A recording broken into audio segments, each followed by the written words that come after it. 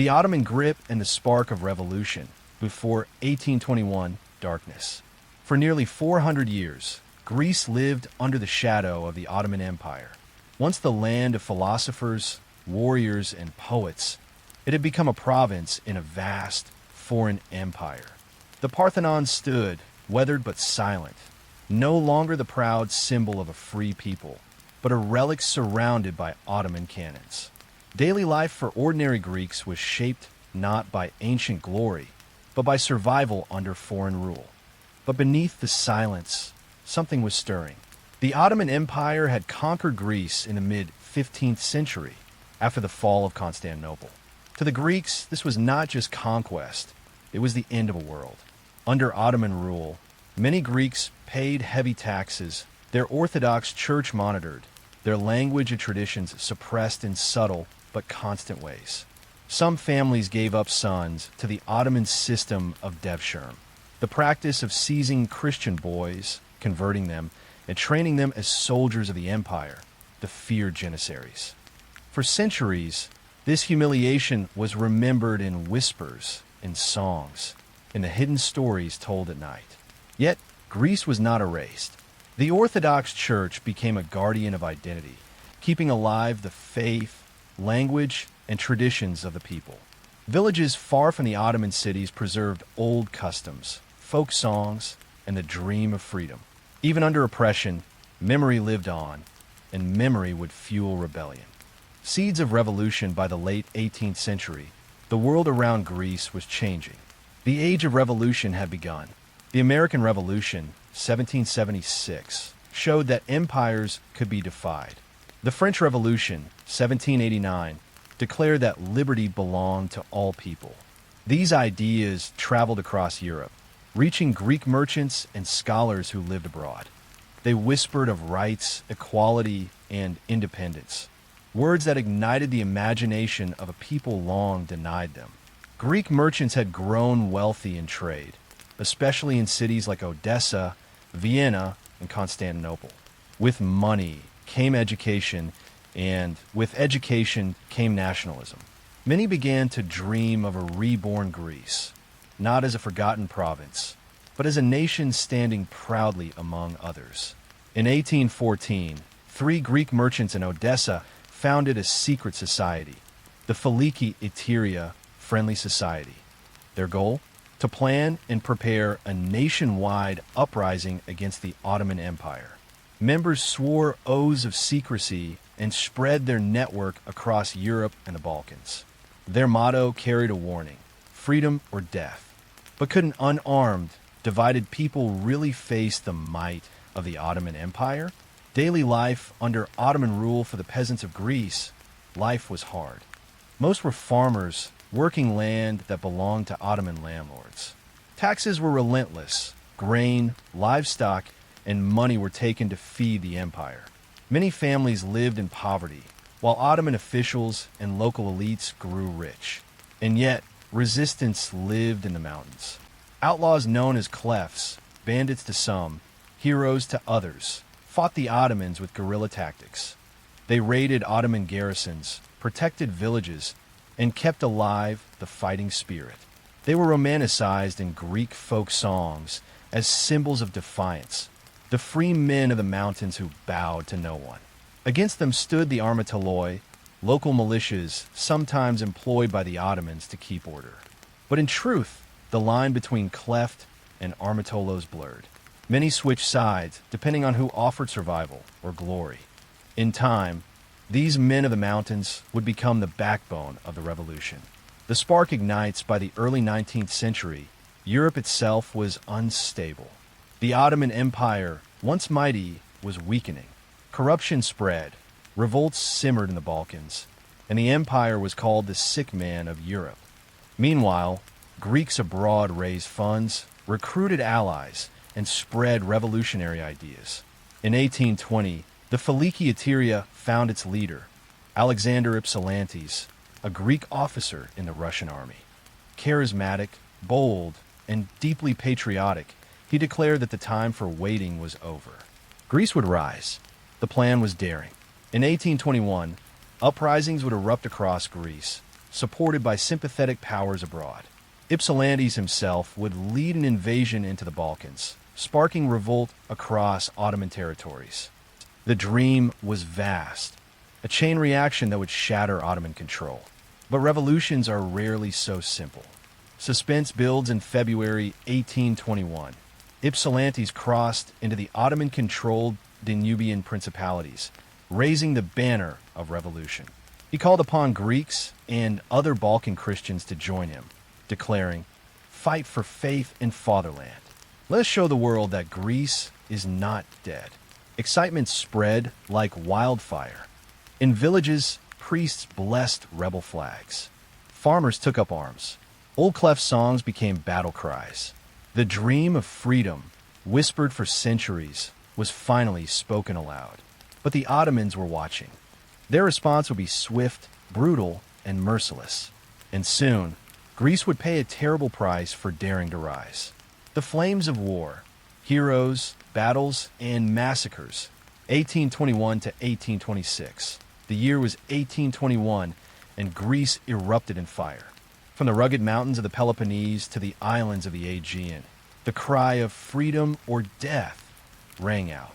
Villagers armed with rusty muskets, farmers with sickles, and cleft warriors with stolen Ottoman rifles rose together. After centuries of silence, the Greeks were no longer subjects, they were rebels. But revolutions are not born in triumph. They are baptized in blood. The first uprisings, the Peloponnese, a mountainous region long known for resistance, became the beating heart of the revolt. In March 1821, Bishop Germanos of Patras is said to have raised the banner of revolution at the monastery of Agia Lavra. Whether legend or truth, the story captured the spirit of the uprising. Within weeks, Greek fighters seized control of several towns. Ottoman garrisons caught off guard were overwhelmed. On September 23, 1821, the rebels captured Tripolitsa, the Ottoman stronghold in the Peloponnese. What followed was both victory and horror. Greek fighters, furious after centuries of oppression, unleashed a massacre on the Muslim and Jewish population of the city. Thousands were killed. The Ottomans would not forget this. Meanwhile, uprisings spread across central Greece and the islands. In Moldavia and Wallachia, Ypsilantis' revolt faltered, crushed by Ottoman and Russian disapproval. But in Greece itself, the rebellion was gaining momentum. Still, the Greeks were far from united. Local leaders, warlords, and factions often clashed. Rivalries and ambition threatened the very cause they were fighting for. Yet, amidst the chaos, heroes began to emerge. The rise of heroes, one name echoed above the rest: Theodoros Kolokotronis. A veteran of cleft warfare, he knew the mountains, the people, and the art of guerrilla battle. With charisma and cunning, Kolokotronis became the soul of the revolution in the Peloponnese. His leadership turned ragged militias into an army that could stand against Ottoman might. Others rose too. Georgios Karaiskakis, a fierce fighter with a reputation for boldness, led men in central Greece. Andreas Myolis, a naval commander, rallied Greek ships against the Ottoman fleet. Laskarina Bouboulina, a wealthy widow turned naval leader, armed her own ships and fought with unmatched courage, becoming a legendary female commander in a world of men. Each figure became a symbol, showing that freedom demanded not just courage, but sacrifice. Ottoman fury, the Ottoman response was swift and devastating. In 1822, Sultan Mahmud II called for retribution. The empire struck with brutal force, determined to crush the rebellion before it spread. The most infamous act came at Chios. The island had been hesitant to join the revolution, fearing Ottoman wrath.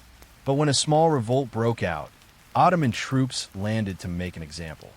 What followed was one of the darkest chapters of the war. In April 1822, the Ottomans massacred tens of thousands of civilians on Chios. Villages were burned, men slaughtered, and women and children sold into slavery. The horror shocked Europe. Painters like Eugene Delacroix immortalized the tragedy, turning it into a rallying cry for Philhellenes, foreign supporters of the Greek cause. But But if the Ottomans thought terror would silence Greece, they were wrong. Every massacre only deepened the rebels' resolve. Struggles at sea to sea became another battlefield.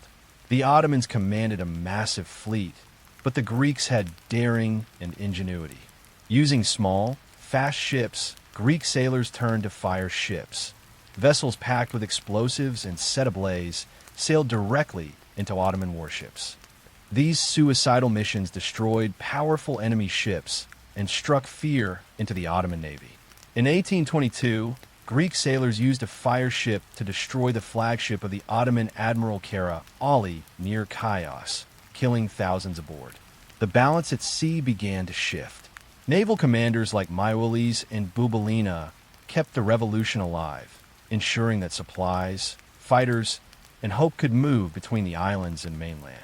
Civil war within the revolution, yet, as the external war raged, Greece faced another danger from within. By 1823, rival factions of Greek leaders began fighting each other. Ambition, jealousy, and disputes over power divided the revolutionaries. Two civil wars erupted between 1823 and 1825, weakening the cause just as the Ottomans prepared a new offensive. And this time, the empire would call upon an even deadlier force, the Egyptians. The Egyptian intervention in 1825, the Ottomans turned to Muhammad Ali of Egypt, one of their most powerful vassals. His son, Ibrahim Pasha, led a modern, well-trained army into Greece. Unlike the Ottoman forces, Ibrahim's troops were disciplined, drilled in European style, and equipped with the latest weapons. When Ibrahim landed in the Peloponnese, disaster followed. Village burned, crops were destroyed, civilians were slaughtered or enslaved. The Greek Revolution, already weakened by infighting, now faced annihilation. Kolokotronis and his fighters fought desperately, but the odds were grim. It seemed as if the dream of freedom was slipping away, drowned in fire and blood. But what happened next would change everything.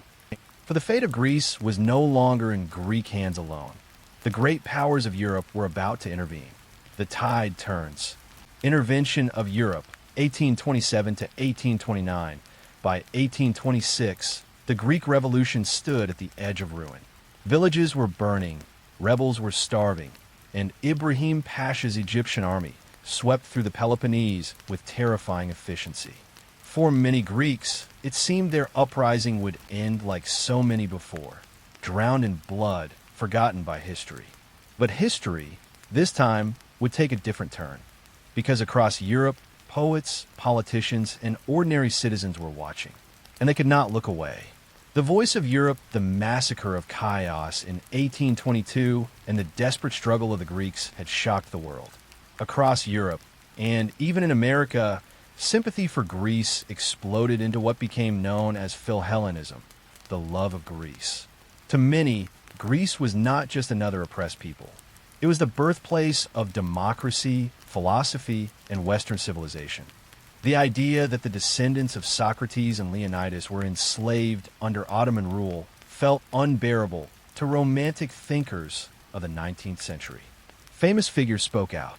The English poet Lord Byron not only raised money for the cause, but traveled to Greece himself, ready to fight.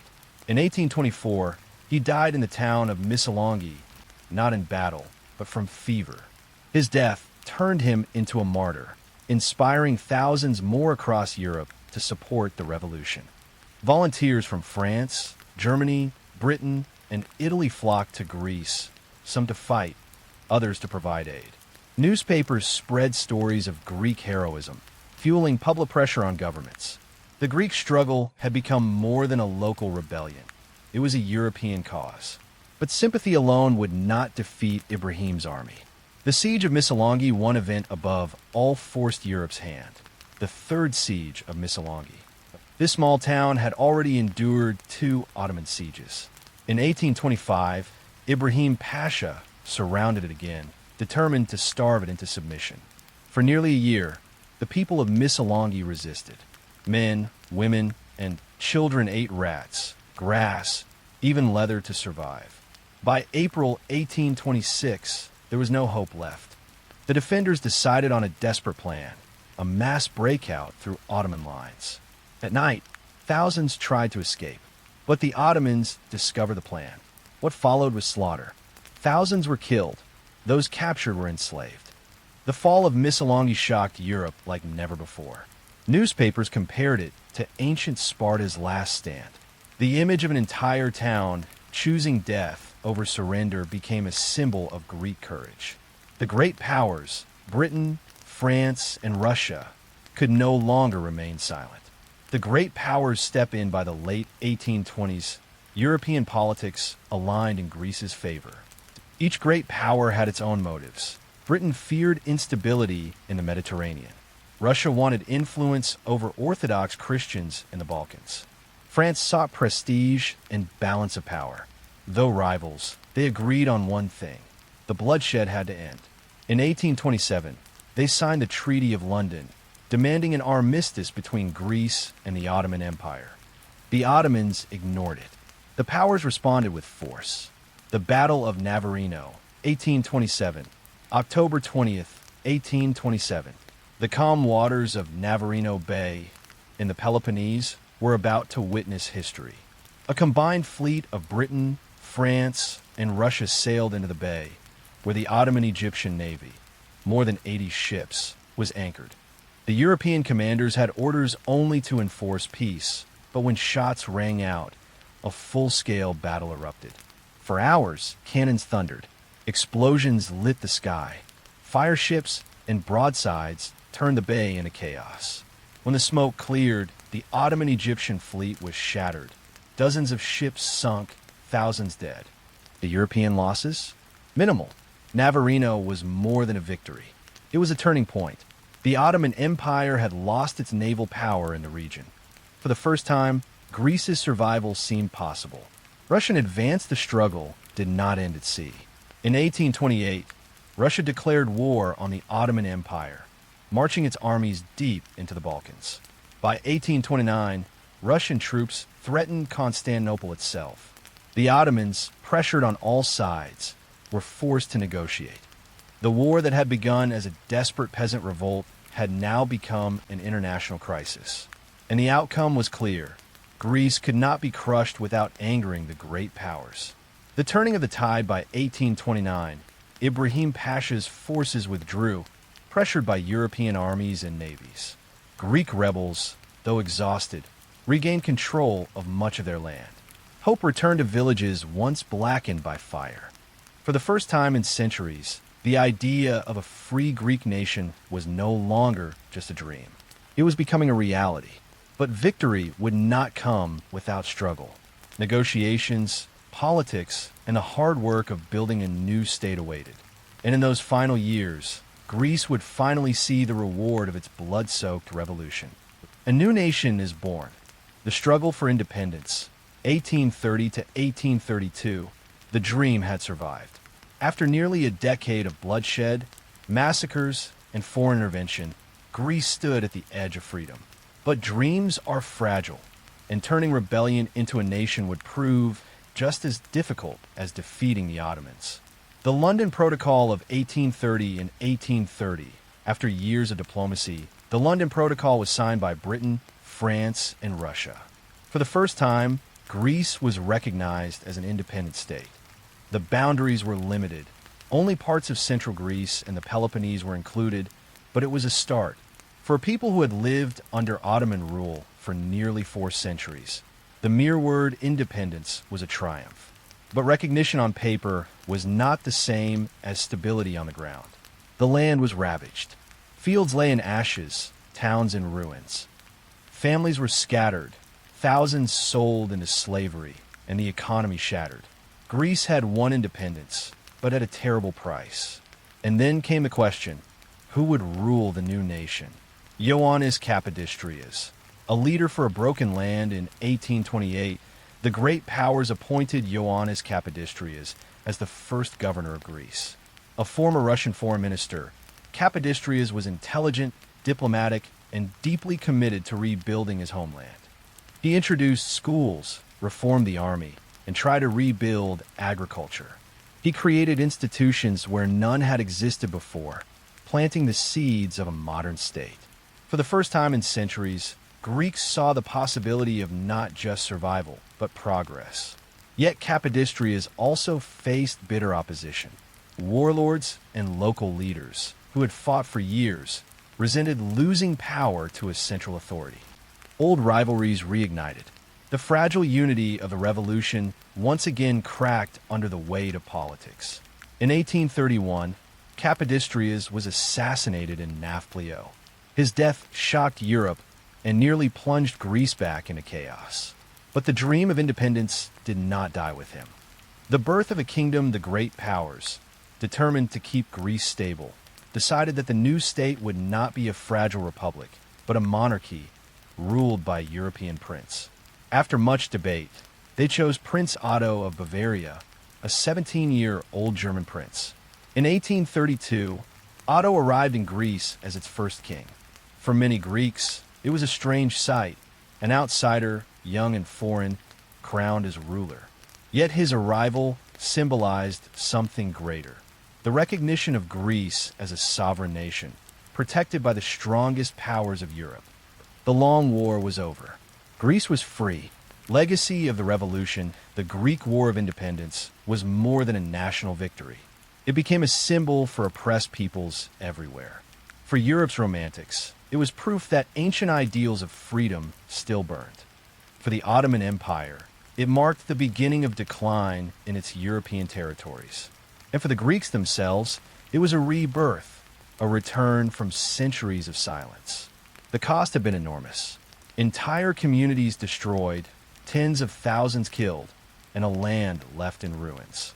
But from the ashes, a nation had risen. As one revolutionary wrote, "Better 1 hour of freedom than 40 years of slavery." Closing reflection from the mountains where Clefs once fought as bandits, to the islands where fire ships lit up the sea, to the blood-soaked fields of Missolonghi, the Greek War of Independence was a story of endurance against impossible odds. It was a struggle fought not only with muskets and swords, but with faith, memory, and the unbreakable idea that freedom was worth everything. And though the revolution ended in 1832, its echoes still live on. Every time the Greek flag is raised, every time the people sing their anthem, they remember the vow sworn 2 centuries ago: freedom or death. And that was the story of the Greek War of Independence, a tale of courage, sacrifice, and the rebirth of a nation. If you enjoyed this journey through history, don't forget to like this video, subscribe for more epic documentaries, and share your thoughts in the comments below. Which moment in this struggle for freedom inspired you the most? We'd love to hear from you. Until next time, thank you for watching. And remember, history is never just the past, it's the story of who we are.